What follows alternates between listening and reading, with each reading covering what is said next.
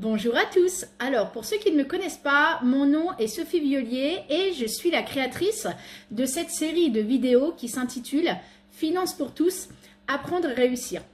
Alors aujourd'hui, nous allons aborder le thème de la gestion des dettes.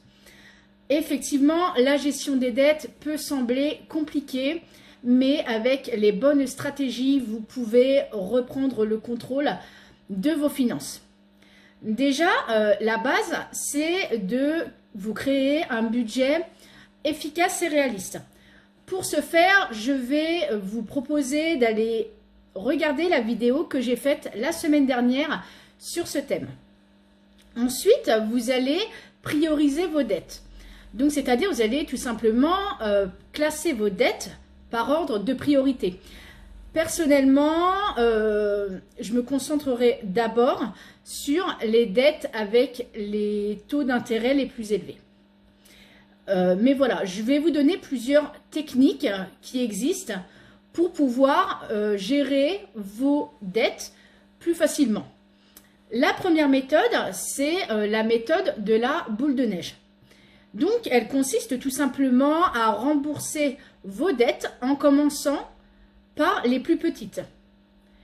Donc, une fois que vous avez remboursé la première dette, donc la plus petite de vos dettes, vous avez libéré l'argent qui était consacré à cette dette-là et vous allez pouvoir rembourser des dettes de plus en plus grosses.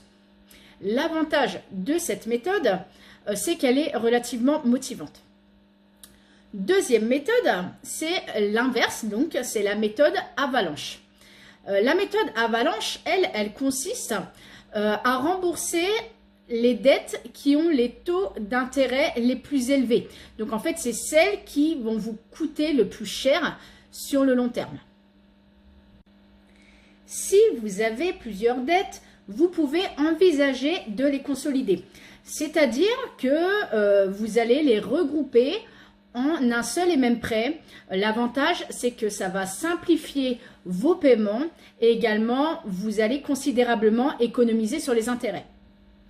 Vous avez aussi la possibilité de contacter vos créanciers pour discuter avec eux d'une possibilité d'obtenir un taux d'intérêt plus bas ou un plan de paiement plus flexible.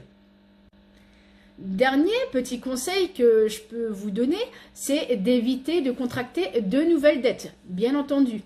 Pour cela, je vais vous donner une petite astuce, c'est de privilégier l'espèce pour vos achats du quotidien. En théorie, quand vous avez fait votre budget, vous avez alloué une certaine somme à vos dépenses variables, soit pour la semaine, soit pour le mois, en fonction. Par exemple, on va prendre l'exemple des courses. Vous savez combien vous dépensez d'argent pour votre alimentaire chaque semaine. Donc, vous allez tirer l'argent au distributeur, la somme dont vous avez besoin pour une semaine de courses.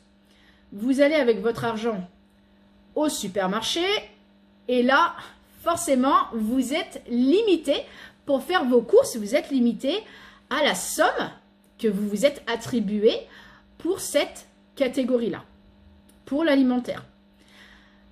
Si vous aviez pris votre carte bancaire, peut-être que vous vous seriez laissé tenter par un achat impulsif, voire deux, donc tout de suite, ça fait monter l'addition.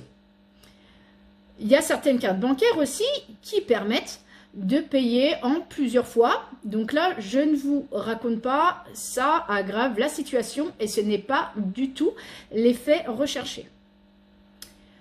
Voilà pour cette vidéo. J'espère qu'elle vous a plu, j'espère qu'elle vous a été utile.